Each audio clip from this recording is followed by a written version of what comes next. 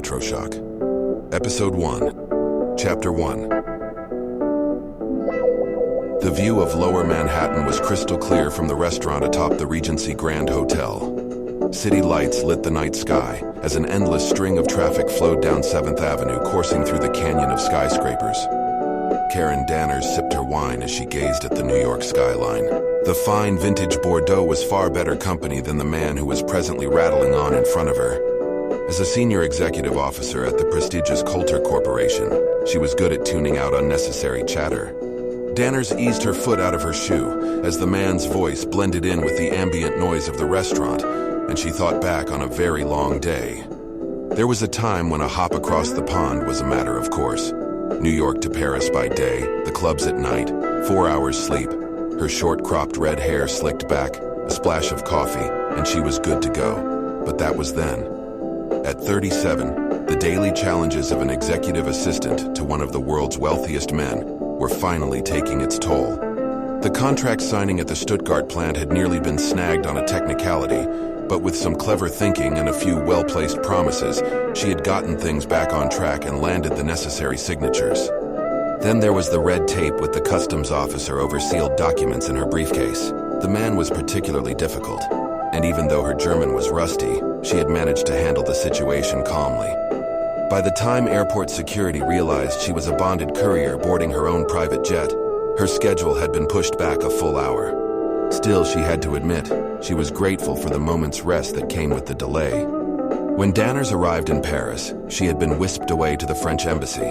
Rub elbows with the American diplomat, be good to our French representatives, smile and guile. Those were her orders. The tour of the embassy was as slow and boring as she had imagined, but when all was said and done, it was back aboard the plane for her return trip to the States.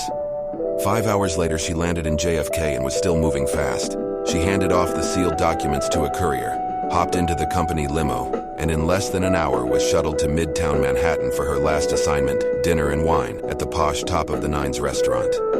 Her last assignment was a simple matter, really. The delivery of a note she had been given first thing this morning. No complicated contracts to sign, no wrangling or debates with shareholders. Just hand over the note and make sure the gentleman got it precisely at 9 o'clock. That was the only directive. It was a little curious, especially since the note was in a plain, unmarked envelope. However, since the person who had given it to her was himself a very curious individual, and the man to whom she was to give it to was someone who she wanted nothing to do with, she had simply dropped the note in her purse and thought very little of it. Danners glanced down at her watch, then looked at her last assignment, who happened to be seated across from her. The man had been talking non-stop for nearly half an hour, yammering on as though his mouth were a machine fueled by the alcohol he had been consuming ever since she had arrived. Carl Grasso was not only her dinner partner and business associate, he was also by far the most consistently obnoxious and self-centered man she had ever met. The kind of man who enjoyed the sound of his own voice. A voice that had obviously spent quite a bit of time in the Bronx. Danners smiled. The only amusing thing about the man was that no matter how rudely disinterested she appeared, he never seemed to notice. She wondered if that kind of insensitivity came naturally or was something he had to work at. Grasso clearly found himself clever and amusing, and his bombastic verbal assault was nothing she could ever truly prepare for. She recoiled a little as he let go a laugh, as fake as the rug on his head. It was a big, boisterous laugh that said, "I'm 45, filthy rich, and I want the whole world to know it, or at least everyone in my section of the restaurant." There were a few sidelong glances, some raised eyebrows which Grasso pretended not to notice as he enjoyed the momentary spotlight. Danners forced a smile, which was more of a wince, then welcomed the interruption when the waiter arrived and set her piping hot steak dinner before her. The man was courteous, and the food looked more like a work of art than a meal. "Thank you," she said, as the waiter dismissed himself. Danners savored the aroma of the sear-broiled steak and was thankful for something else to focus on beside Grasso. "You know what I'm saying?" he asked. Danners glanced up, surprised by the question, then watched as he just kept going, rambling on like she was just a speed bump in the conversation. The thought reminded her of something her assistant KC had said when she first met Grasso and he had hit on her. With Grasso, you don't actually have to be in the conversation, just in the vicinity.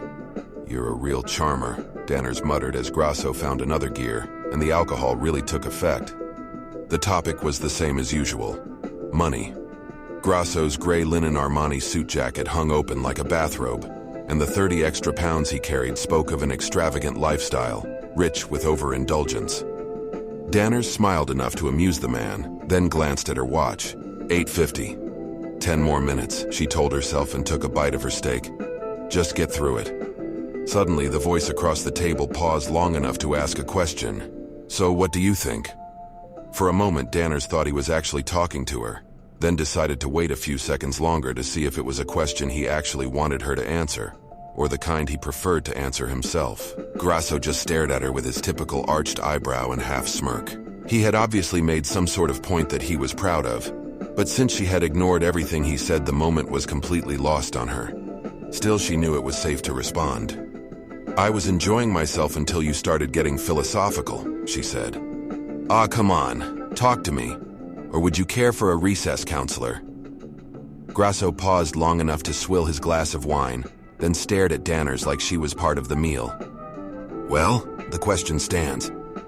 Danners smiled with a confident stare and simply bluffed her way into the conversation. Everyone's entitled to their opinion, including you, Danners said, and hated when Grasso tried to match wits with her. As far as she was concerned, he was a chimp in a suit with barely enough brains to zip his pants. Look, it's a straightforward question, Grasso said. Is money for power or pleasure? Honestly. Take this place, for instance. It provides the best in food and entertainment. These people here are enjoying themselves at a price few can afford. Sure, it's expensive, but you pay for quality and you get it. That's the price of pleasure. At the same time, this establishment is looking for the right clientele, those who can appreciate their kind of service, and we appreciate their selectivity. That's the power of price, all driven by money.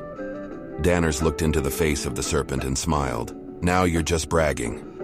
I'm not drunk enough yet, he said, not missing a beat. Don't miss my point. Look around you. These people experiencing all of this pleasure are people of affluence, power. So which is it? With her napkin in her lap, Danners put down her knife, then used her fork to stab another slice of steak and paused to consider Grasso. Carl, money is a tool, nothing more, she said and popped the piece of meat in her mouth.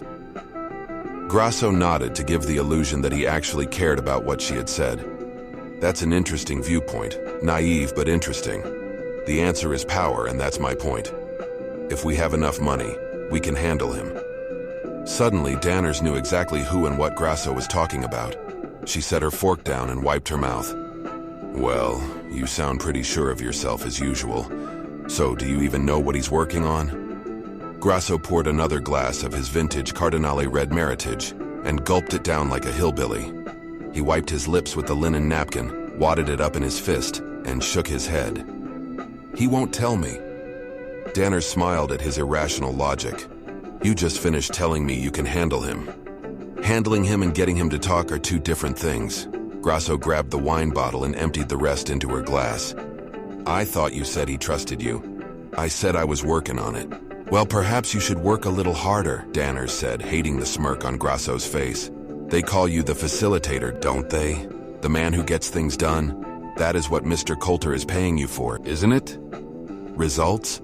Yeah, well, Louis Coulter doesn't know him like I do. This kid is no fool. He only lets me get so close. He's smart. Yeah, I know he's some kind of genius, but I mean the kid's street smart. He's always got an angle, but I'm starting to read him better. He's tipping his hand. Whatever it is, it's big. How big?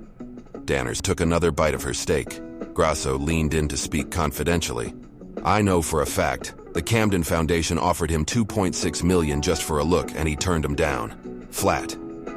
Danners put down her fork. Really? Are we paying him that much? I don't know, but I'm betting Coulter Corporation owns a piece of it. Grasso sat back and opened his arms wide, like he had just laid down the winning hand at a poker table. We're on the top of the world, Karen. Life is good, and you and me, babe, we got a ticket to ride. Grasso grinned with a wicked gleam in his eye. Danners pretended to ignore the sexist remark, determined to keep the conversation on a professional level. I've got my own ride, thank you, and I wouldn't be too confident. These kinds of people are known to be unstable, anti-social behavior, unable to fit into their environment. Grasso shook his head, then took another sip of wine. He'll deliver. He's got till Friday to ante up, show and tell. If he doesn't, the company plays hardball. And if the kid's smart, As smart as they say he is, we're golden. Danners looked down at her plate and tried to focus on her meal. I can't help but feel like you've got the bull by the horns and you're wearing red. Grasso grinned and leaned back with his thumbs hooked in his lapels. This ain't red, it's Armani, and it's payday, baby, Grasso said with his usual vigor, which again drew stares from the people at the next table. The older couple scowled at him, to which Grasso raised his glass as if to offer a toast. Danners shook her head and glanced down at her watch. 9 o'clock, finally. With that, she reached into her purse and pulled out the small envelope.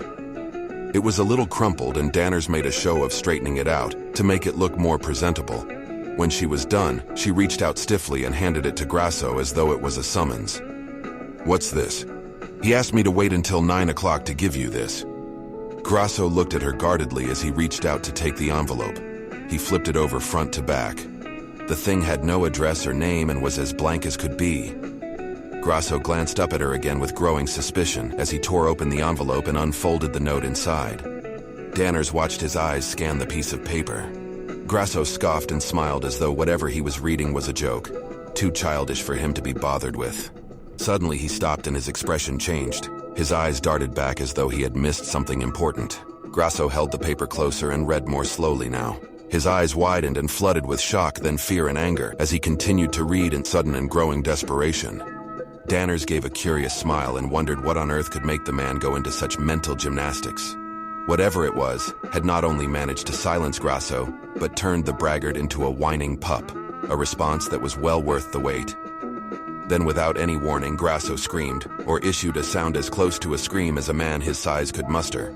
He was still looking at the note when he shoved himself back from the table and leapt to his feet, knocking over his chair. Grasso crumpled the paper, then tossed it aside and turned to rush for the door with the look of a madman. Unfortunately, he was moving too fast for his expensive Italian shoes, which were poorly suited for running on polished wood floors, as was Grasso's bulky frame. But by the time he realized his feet were no longer beneath him, he was already on his way down, clawing for anything to break his fall. Grasso grabbed the corner of the table next to them with a swipe of his hand, flailed his other arm wildly in the air, made an awkward half-twist, wrenching himself around in an attempt to save himself, and only managed to look like he had just been shot. The old gray-haired couple at their table pushed back, trying to get out of the way, as their tablecloth, dinner, and everything else went over the side. Grasso hit hard and made a horrible racket with plates and silverware crashing all around him. A second later, the man scrambled to his feet and looked like a drunken bear, slipping and sliding, gripping people by their arms and pushing waiters as he struggled to gain momentum. Those nearby did their best to get out of his way, as the crazed man defied the laws of gravity and battled to stay upright all the way across the restaurant, then lunged out the door. The truth is, had he stood calmly and simply placed one foot in front of the other, he would have made it to the door without incident and hardly been noticed. But where's the fun in that, Danners thought. The entire restaurant seemed to hold its breath as people looked around and rumors circulated. Although most admitted they hadn't actually seen what had happened, they did marvel at how the man could get up so quickly after being shot. Many claimed to hear the gun go off, which was merely the sound of Grasso hitting the floor. Still, none of these people seemed particularly concerned with the whereabouts of the assailant or the gun itself. Everyone simply assumed that since the man was gone, so was the danger, and everything quickly went back to normal. When the air of cool sophistication had returned, the couple next to her looked to Danners as though she might offer some explanation. Danners only smiled cordially, then signaled to a waiter who quickly rushed over and picked up Grasso's chair. The young man apologized to the older couple, whose mouths had finally closed. With their dinner on the floor, the two sat quietly, surrounded by all of the devastation Grasso had caused. The manager rushed over and showed expert calm. He made all the necessary promises and gestures, then turned to Danners with some surprise, since she was utterly untouched by any turmoil or strife. "Is everything all right?" the manager asked as he made a show of straightening the tablecloth and tried not to look flustered. Danners smiled politely as she raised her empty glass. "It is now," she said. "More wine, please." Chapter 2. The 40-foot marquee of Madison Square Garden was all aglow, and the main event was sold out. The capacity crowd roared as the New York Rangers rallied against the Canadian All-Stars in a preseason game. Air horns blared against the cacophony of chants of a jeering crowd. The Rangers had held off the favorite All-Stars, and after no score well into the second period, The crowd was whipped into a frenzy, in eager anticipation of the first goal. The skaters sliced up and down the ice with the intensity of a playoff game. Slapshots were a blur, and players hit the boards hard enough to shake the shatterproof glass and send the spectators reeling backward. After 2 quarters, it was clear that reputations were on the line, and there were no holds barred. High in the skybox, 2 NHL sportscasters gripped their microphones, thrilled by the action and excitement. Jim Galano, the white-haired veteran with his gravel voice, trained his eyes on the ice below, while his younger partner sipped his beer. Galano barked into his microphone. Who could have guessed this kind of slugfest? What a game. Teddy Bartle, the younger talent, took his cue and dove right in with his trademark rapid-fire delivery. What a game indeed. I don't know about you, Jim, but this exhibition game looks more to me like the finals of the Stanley Cup playoff. Absolutely, Galano rasped. These guys came to play, no doubt about it. Bartle went into his shtick and picked up the action on the ice, like an auctioneer rattling off bids with verbal dexterity without taking a breath. With 30 seconds left in the power play for the All-Stars, Linkov brings the puck across mid-ice, looking for the open man. Chaco picks him up at center as Linkov dumps it off to Medoreth. Medoreth catches the pass on his skate, drops back to gain control of the puck. Kachek strips it away. He blows by him. Linkov tries to pick him up, but it's 2-on-1. Mara and Kachek, cat and mouse as Drulay comes out of the goal to cut him off, and oh-ho! What a shot and what a save by Drulay. Galano chimed in with his gravel tone while Bartel reached for his beer. Ladies and gentlemen, you're getting your money's worth tonight. The Rangers are sending the Canadiens a message. Despite the talent and depth of this all-star team, they have not been able to take control and the aggressor has been shut down. That's right, Jim. Lebec's got no excuse. Normally, he's a one-man freight train. But tonight, these Rangers are picking him apart. Lebec has not been able to get off a clean shot. Everything else aside, though, with no score this late in the game, it's now a question of pride. Absolutely. Who's gonna score the first goal? That's what it's all about. Hey, just listen to this crowd. You think they're into it? Just when it seemed the noise couldn't get any louder, New York substitutions brought more cheers as other Ranger players stepped onto the ice. At the same time, a lone skater appeared behind the Rangers' penalty box. He held his head down and kept moving, only peering out occasionally from under his helmet to make sure he was going the right way. The blue and white Rangers uniform was seriously oversized. The number 32 with the name Anderson was emblazoned on the back. The young man moved a little quicker as he approached the skater's bench and found the familiar face he was looking for. The team manager was right where he said he would be and held the door open to the player's bench. As the skater approached, he took off his glove and handed the coach 2 thick rolls of $500 bills. The manager shoved the money into his coat pocket, then placed a firm hand on the young man's shoulder. 1 minute, that's it, he said firmly to restate the terms of the deal. A deal he now wished to God he had never made. 1 minute, the skater said and stepped into the player's box to join the team on the bench. Josh Kensington sat down and pulled off his Ranger's helmet to run his fingers through his hair, which was already drenched with sweat. The 25-year-old genius inventor tried to calm himself and act casual so as not to be noticed. Every player on the bench was already glaring at him. Josh smiled broadly, as though he were more than welcomed, then turned his attention to the action on the ice. Like every spectator in attendance, Josh Kensington was a fan of the sport. But unlike anyone else, he was about to get the chance of a lifetime, the chance to skate with the Rangers, pros of the NHL. It was a golden opportunity which had just cost him $100,000 cash. Just sitting on the player's bench among the row of living legends by itself was worth the price. He remembered only a week ago when he had met the team in a Philadelphia hotel and conned the manager. All he had said was, "College tournament play is faster." Then it was only a matter of rubbing salt into the wound. College players are tougher and play for nothing, and that was all it took. Once the players got into it, the dares started flying left and right and the deal was made. It was an easy con and he hated taking advantage of dumb jocks, especially when they were dumb jocks he so passionately admired.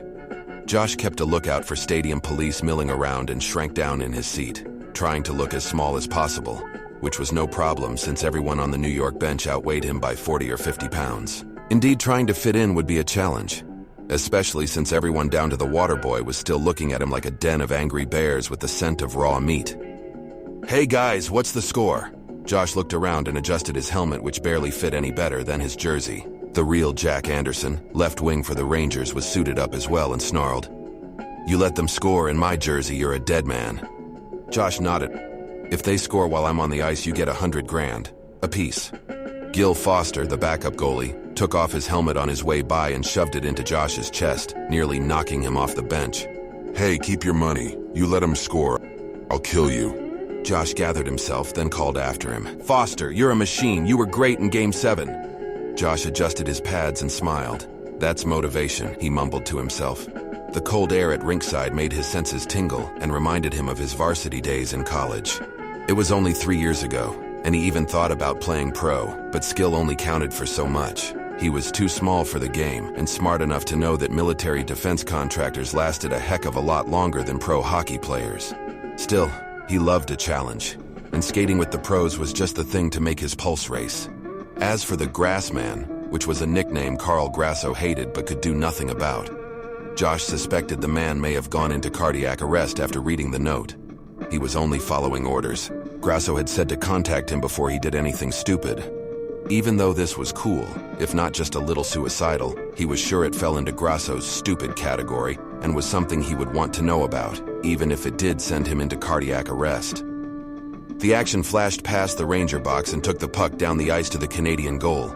The horn sounded, marking the end of a 2-minute penalty, and the Ranger assistant coach yelled, "Left wing!" Josh hesitated for a split second, then jumped to his feet, adrenaline pumping, and headed for the ice. He slid his mouthpiece between his teeth and heard himself mutter, "What the hell am I doing?" Josh stepped onto the ice of Madison Square Garden in front of a packed arena, looked across the rink, and locked eyes with the massive Scott Lebec, who happened to be stepping out of the Canadian penalty box at the same time. At 6'4", 275 pounds, Lebec looked like a 7-foot giant on skates. The Canadian launched himself onto the ice like a freight train on rails, full of power and determination, while at 5'11", 175 pounds, Josh scurried out of the box like an eager whippet.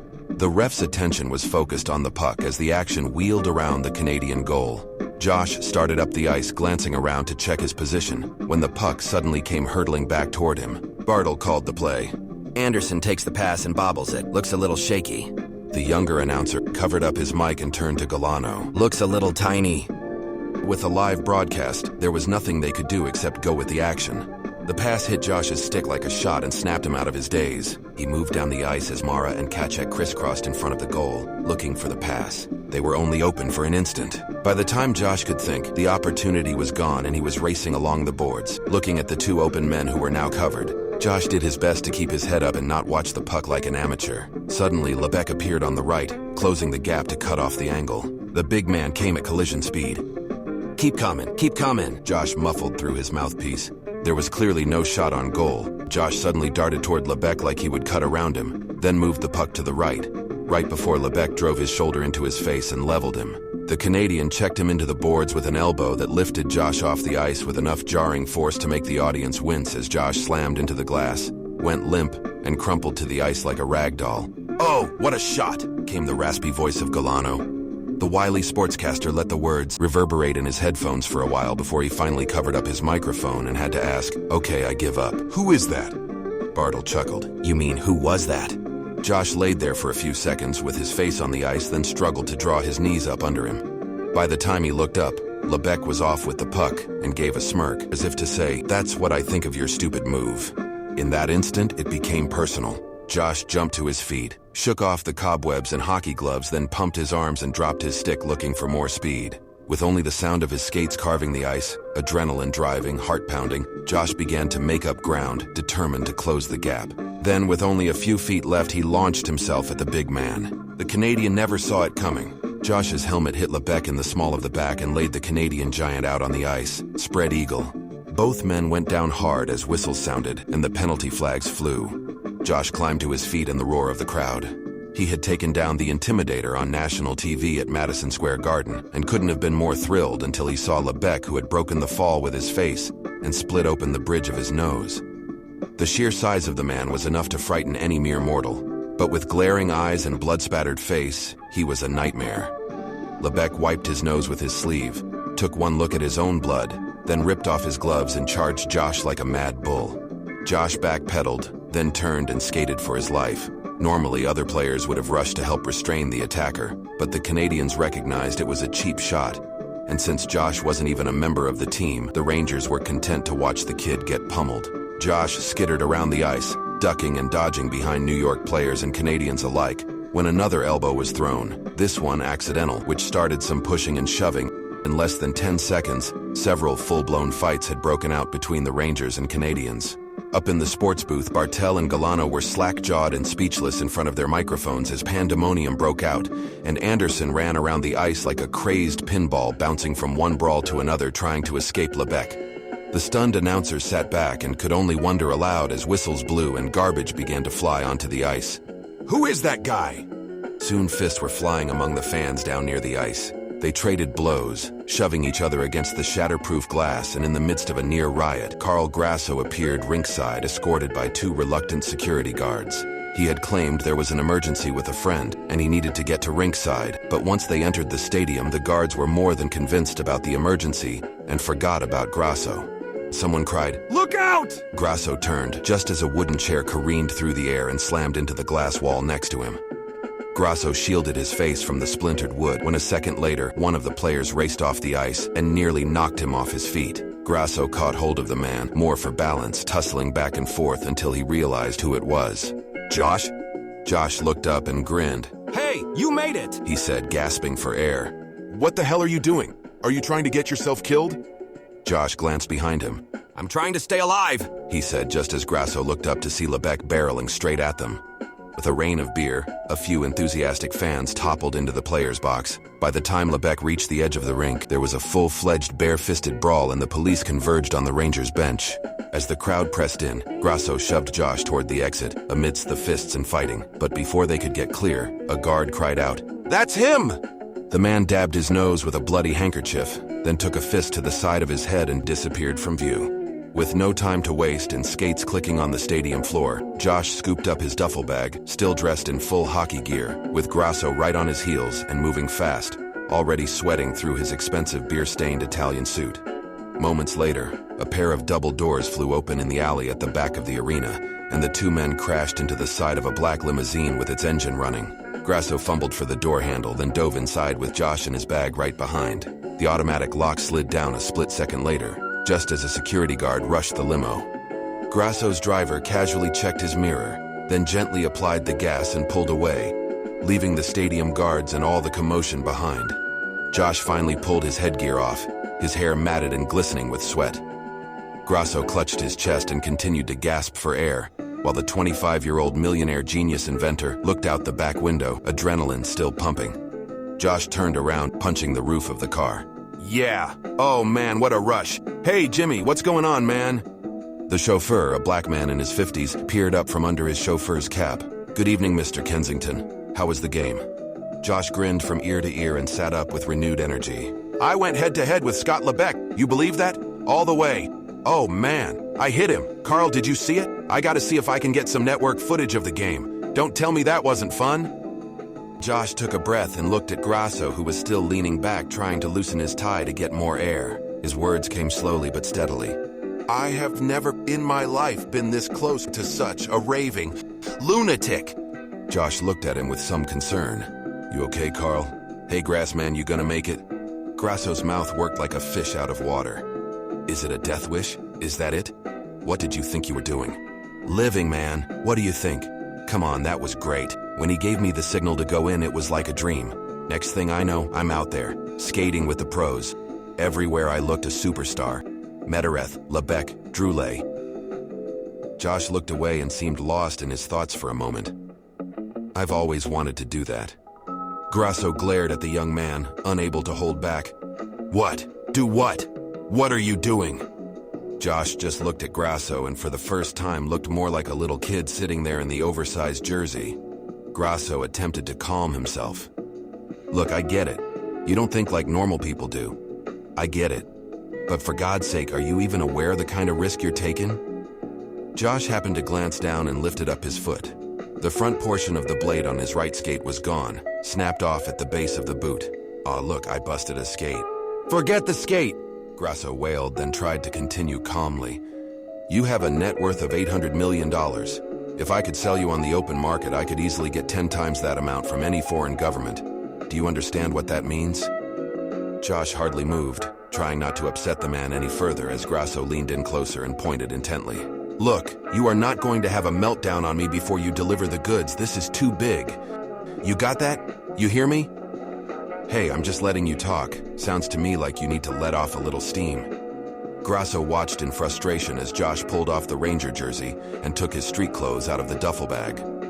With a series of deep breaths, Grasso tried to find the strength to continue as Josh changed. You said Phase 1 would be near completion. I need to know when that's going to happen. Even though I don't even know what Phase 1 is or what it's even a part of, I still need to be able to tell Mr. Coulter you're on schedule. Josh threw on his shirt, nodding all the while to acknowledge that he was still listening, then shoved the hockey uniform into the half-empty duffel bag at his feet. Grasso waited as long as he could, then watched a while longer as Josh ran his fingers through his hair. Well, what do I tell him? Josh nodded and seemed a little more in touch. So the natives are getting restless, huh? Starting to wonder if they're getting stiffed, right? Frankly, I don't blame them, he said, and shoved his feet into a pair of high-top sneakers that looked like they were made to walk on the moon. I mean, think about it. Put yourself in their position. Look what happened when the Wright brothers started talking about flying. Josh? Grasso said and held up his hands to avoid going down another rabbit hole. They could have thrown a net over those boys and nobody would have blamed them. But you know what it is? It's not the bizarre stuff that upsets people. I mean, an idea is just an idea, right? It's the concept of change. That's what scares them. Josh, why are you doing this? Grasso rubbed his head, nursing a migraine as Josh proceeded to poke him in the shoulder to make the point. We're creatures of habit, routine. The only thing worse than change is big change. That's what this is. Flight to them was impossible. But this is worse. Just the thought of it. The notion of time travel. It messes with your mind on a whole bunch of different levels. It's like infinity. Just when you start to get the tiniest grasp on it, it gets big on you. The more you think, the bigger it gets. Pretty soon you're running off at the mouth and sound like you've been smoking dope. Grasso bolted upright, eyes blinking, unable to process. Time travel? Whoa, what do you mean, time travel? Is that some sort of slang, jargon? You don't mean real time travel. Grasso looked at Josh like he was suddenly trying to see him through a fog. Come on, what? You're not actually talking about you didn't really make a... Josh finished tucking his shirt into his jeans and smiled. Nah, you didn't. Did you? Grasso said with a doubtful smile. Josh called to the limo driver. Jimmy, 1412 West 39th, he said, then took a breath and nodded at Grasso. It's about time I showed you the lab.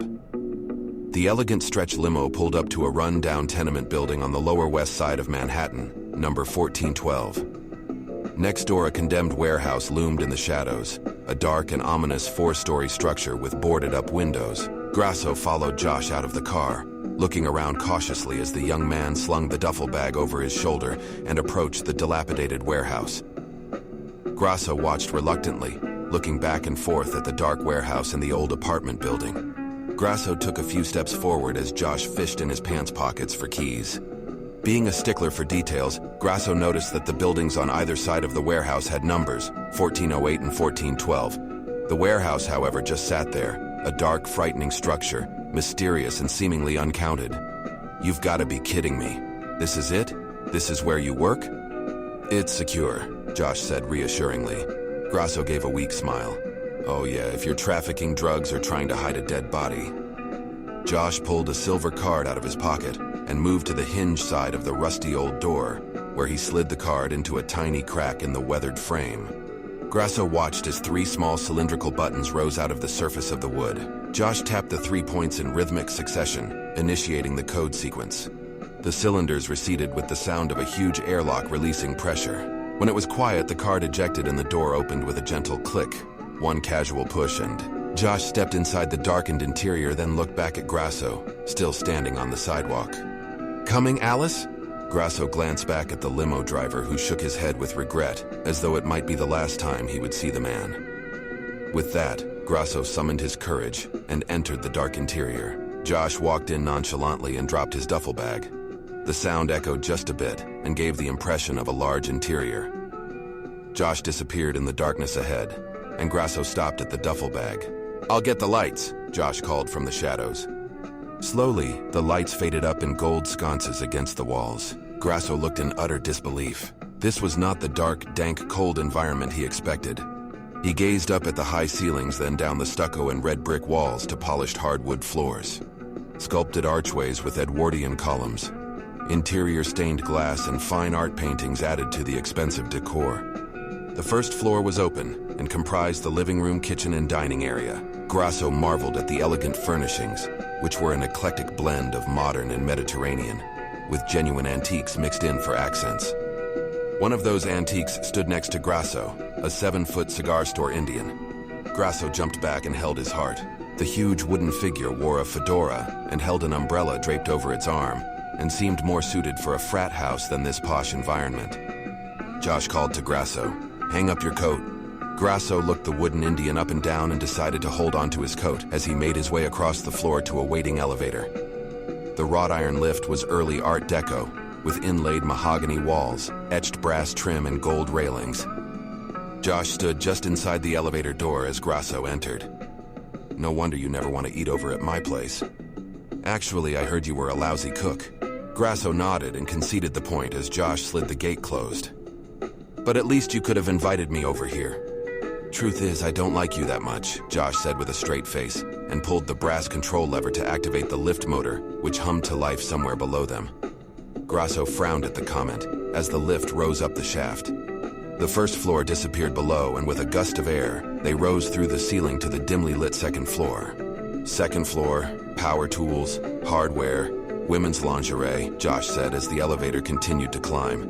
In the shadows, Grasso could see what looked like the glow of a laptop on a mahogany desk, whirlpool lights of a shimmering spa, and the soft light of a reading lamp next to a quilted king-size bed. Again, the interior was beyond Grasso's wildest imagination. The lift continued to rise, and Grasso stooped down to get a longer look at the hidden luxuries shrouded in shadows. Chicks must really dig this place. With another gust of wind through the gates of the old elevator, they rose to the third floor. Grasso looked with eager anticipation, then squinted into the darkness. The entire area was a network of girders, reaching from ceiling to floor, with air ducts, insulation, and 100 miles of thick insulated cable, a stark contrast to the posh environment below. The lift climbed steadily to the fourth floor and arrived with a gentle ping, a modest introduction to the warehouse-sized laboratory. Josh opened the gate and left Grasso staring in disbelief. 30 computer monitors and modular consoles arranged in a circular configuration glowed brightly in the darkness. Grasso staggered forward, gazing dumbly at the scene. In the midst of all the gadgetry, at the center of the room was a large dome-shaped structure, which at first glance looked like something out of a Jules Verne novel. Its thick brass-plated walls and steel rivets made it appear more suited for aquatic travel than time travel. Grasso fixed his eyes on the time chamber as the elevator door slid closed behind him and descended silently back down the shaft. Josh entered the lab as casually as a storekeeper opening up his shop and approached one of the instrumentation panels, where he activated the main lights by voice command. "Good morning, Hal." "Good morning, Josh." The monotone voice of the computer was hauntingly similar to the killer computer of the sci-fi classic 2001: A Space Odyssey, but Grasso was too engrossed to notice the joke. He moved slowly as he came forward, trying to take it all in.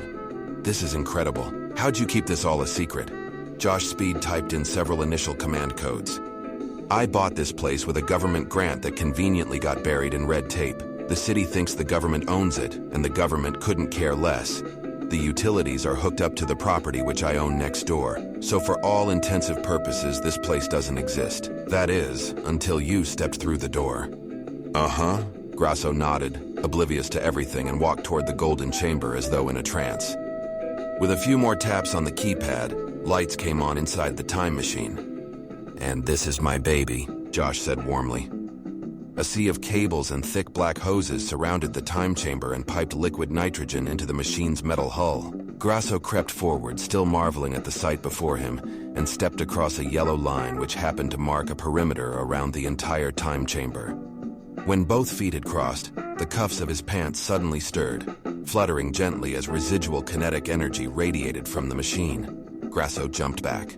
"What's that?" he shouted, and stomped his feet vigorously like a mouse had scampered up his pant leg. Josh continued to work at the control panel without even a glance at Grasso. "Pretty interesting, isn't it? It's some sort of energy wave that builds up around the machine whenever I power up. Don't worry, there's no radiation. It's completely inert. It just sits there." "Oh yeah? You sure about that?" Grasso said, still looking for the mouse. "Pretty sure. At these power levels, it's harmless, Josh said, and moved to another control panel and continued to bang out activation codes. As far as I can tell, it's like a scab. What? Grasso said with a reluctant scowl on his face as the generators hummed to life and powered up in earnest. You know, a scab like scar tissue on a cut? Basically, the machine cuts a hole in the continuum of time, and the quantum energy tries to mend it, protect the hole, seal it back up. It's just a theory, but that's what it looks like to me. Grasso watched his pant legs begin to flutter once more as the energy field made its way just beyond the line of the marker. What happens if you're wrong? He said. Total disintegration. There was a long pause, and Josh finally looked up from behind the console to see Grasso's eyes bugging out of his head. Easy grass, man, I'm only kidding, he said. Grasso exhaled, then gave Josh a stern, hard look. Look, this isn't funny. Relax. You came to see the show, didn't you? Phase 1, the energy field is only the beginning. When I power up all the way, the field actually becomes visible. I've only gone full power once, just a burst, but you can see it pretty good. I also had to construct hydraulic shocks, which act like landing gear for the chamber. They're retracted now, but the first time I throttled up was only at 30%, and people in the neighborhood thought it was an earthquake. An earthquake in New York. Josh chuckled to himself as he checked the computer readouts. It was a joke that failed to amuse Grasso. Yeah, so how does it all work? Josh paused to look up. You're kidding, right? Grasso just stared. You know anything about quantum mechanics? The stare was the same, and Josh nodded. Time is essentially a mechanism subject to the laws of physics. That mechanism is altered when light particles are accelerated and refracted at a high enough frequency. Time captured within the chamber begins to separate into paradoxical transmogrifiers, its basic components. Grasso kept the same blank expression while Josh humored him with a full explanation. Once I was able to slow time down enough to examine it, everything else was easy. That's when I discovered the GMS, Guidance Memory System, a way in which to measure units of physical time, to chart and map out specific locations and time destinations. I mean, without that, the whole thing is useless, right?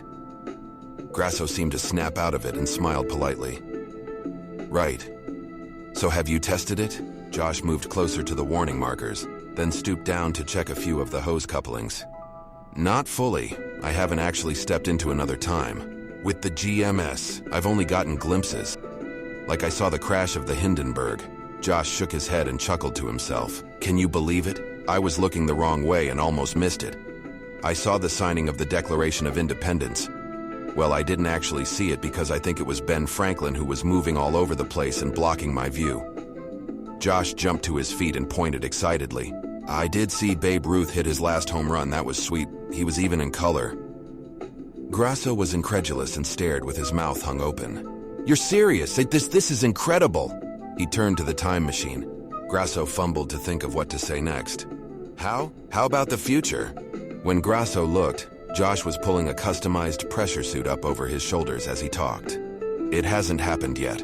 We're riding the crest of time moment by moment. We can only experience the future in real time, as it happens. But there is a future relative to the past. Like, to the people of 1912, we are living in their future. So when we go to their time, our past, it's their present.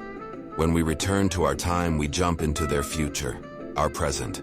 Grasso nodded and almost seemed to grasp the concept. Josh zipped up the suit and tightened the Velcro wrist straps on his sleeves. Welcome to Time Travel 101, Josh said as he picked up a clipboard resting on the table next to him, then drew a pen from the top of the clipboard and started going down the pre-launch checklist. Grasso stared at the time chamber, with the white mist of liquid nitrogen wafting into the air, and only one word came to mind. Incredible. Incredible, he muttered. That's what I said when I first realized this thing could actually work. Then it got crazy, Josh said as he finished his checklist and put the clipboard aside. Grasso looked at the time machine with a little more apprehension. What do you mean, crazy? The suit restricted his motion as Josh made his way closer, grinning with excitement, then leaned in like he was about to tell a secret. You ready for this? Here's where it gets big. The Clarence effect. What's that? Grasso said with a shrug. Suddenly, Josh was calmer and spoke more slowly, with a sense of wonder. Remember that old Jimmy Stewart movie, It's a Wonderful Life? Grasso thought for a moment, then nodded. Yeah, he said and shrugged. Remember Clarence the angel? He meets George Bailey on the bridge and makes it so George never exists. Yeah, Grasso said, listening more intently. And everything changes. His wife, his mom, his friends, everyone he meets, all change. At the end, the moral is that every person's life affects the life of every other, no matter how small, no matter how insignificant. Yeah, okay, so? Josh looked at Grasso cautiously as though the man might actually be an idiot. So don't you see? To look in on another time and watch reality unfold is one thing. A history lesson like you've never seen. But you're only looking, fine, no harm. But to actually go there and interact, as an alien presence in another time. Josh backed away and opened his arms wide. It's a literal time bomb. The slightest contact with the past could begin a catastrophic chain reaction that would affect people, places, things. Entire generations could instantly cease to exist as a result.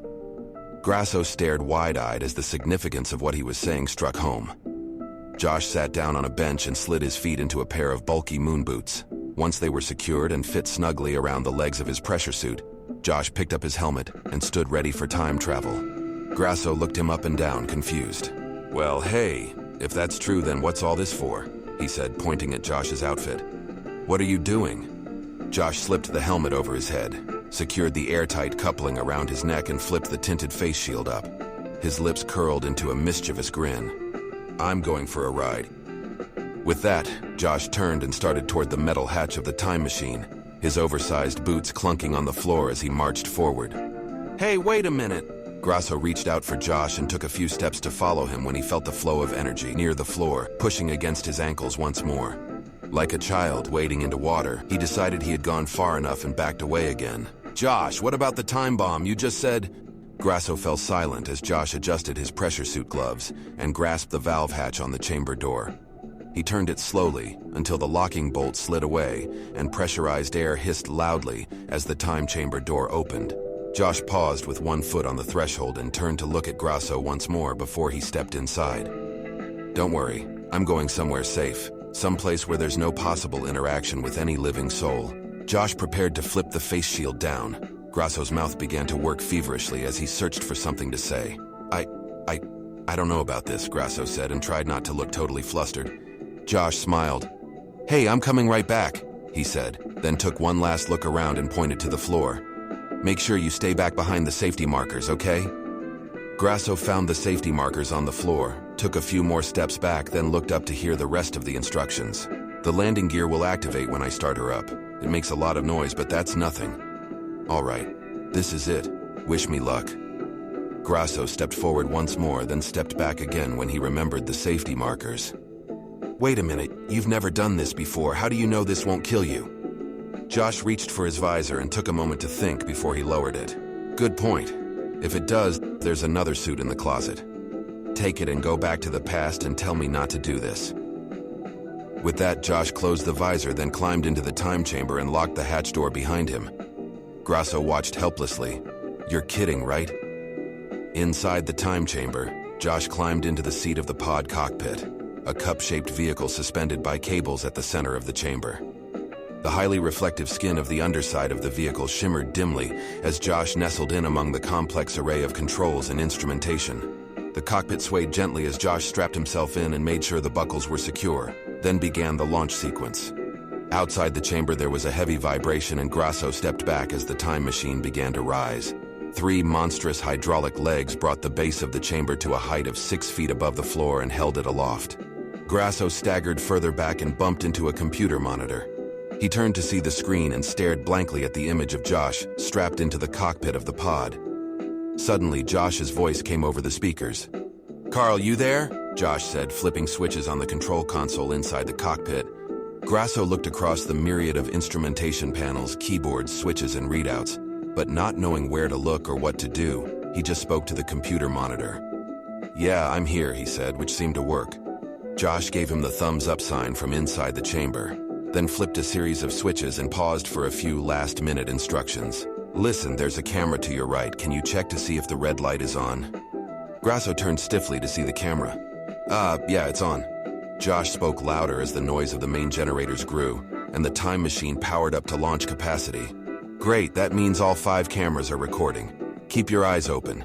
I'll be interested to know what you see. I'm plotting time and location. The chamber only has enough juice for a 10-minute time jump, so whatever happens, I'm stuck out there for 10 minutes. Okay, Grasso said and felt silly responding, since he was little more than a spectator. Seconds later, the floor trembled as the time machine's hydraulic legs worked like giant shock absorbers, and the chamber was buffeted by the invisible forces of the time field. 2 jet engine power plants grew louder as power increased. Josh's voice came over the TV monitor and Grasso leaned into the speaker to hear what he was saying, afraid to miss a word and afraid to move a muscle. All systems nominal. Here we go. I'll reach a point of singularity in 6 seconds. The hole will open 5 seconds later, and the time field will cover the chamber. I've got singularity. This is it. 3, 2, 1. Carl Grasso's eyes widened as the force field fully materialized and covered the time chamber like a wall of living water. Suddenly, the lab was filled with static electricity, and a pen flew off of a table. The object twirled through the air, straight toward Grasso and stuck to his arm. Grasso frantically brushed at his coat sleeve like the pen was some kind of hideous bug. He tried to shake it off, then grabbed hold of it and tossed it aside, only to have the pen do a U-turn in midair and stick to his chest.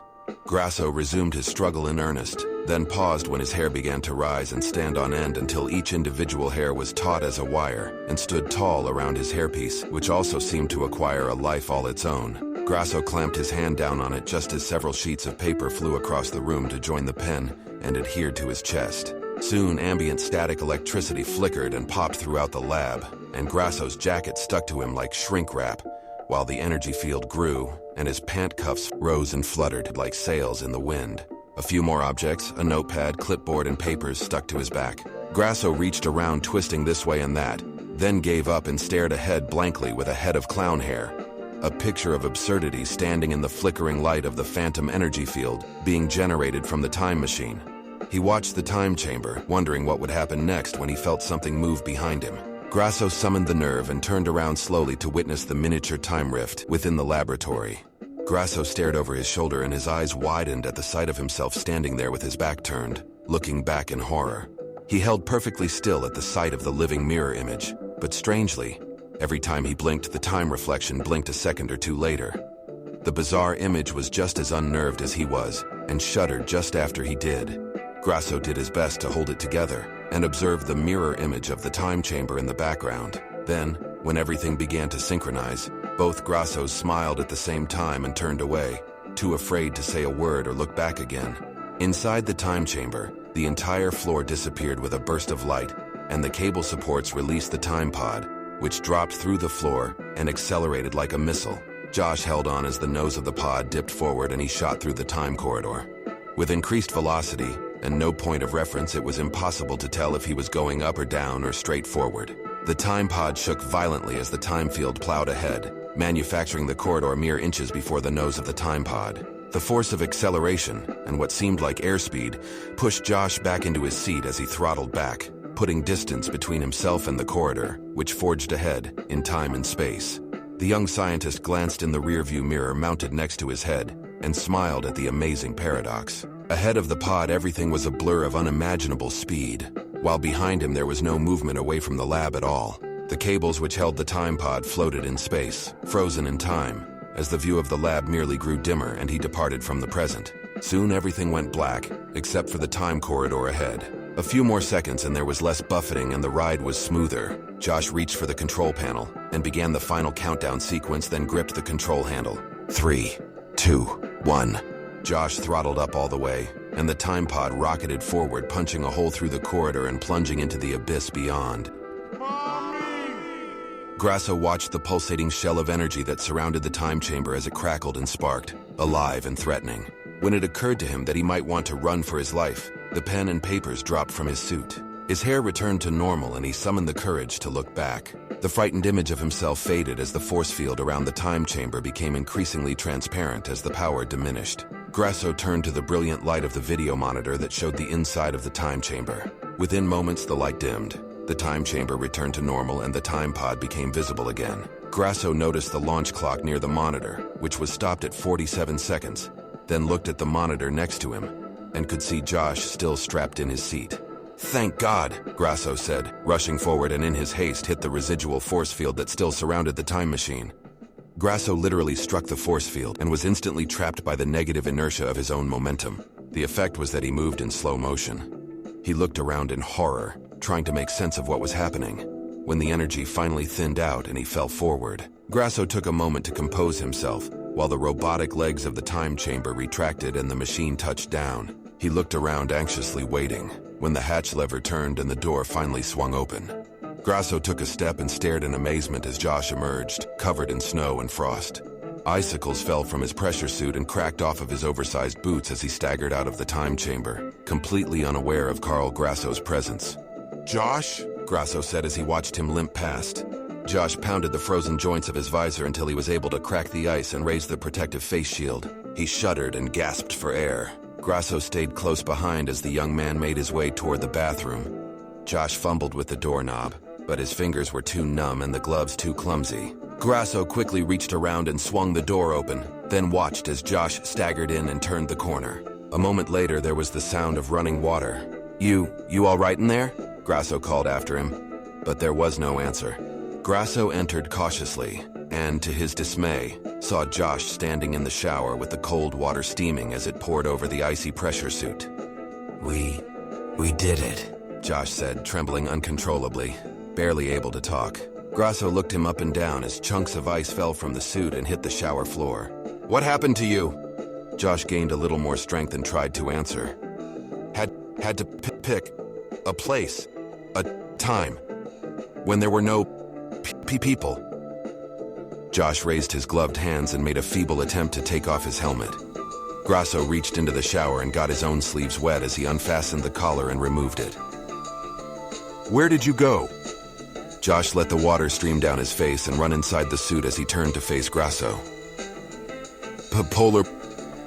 Polar ice cap. Ice age. Grasso looked down at the trail of prehistoric snow and ice on the bathroom floor and smiled incredulously, then looked up at Josh, thawing off in the shower. Josh managed a weak smile, still trembling as the water poured over him.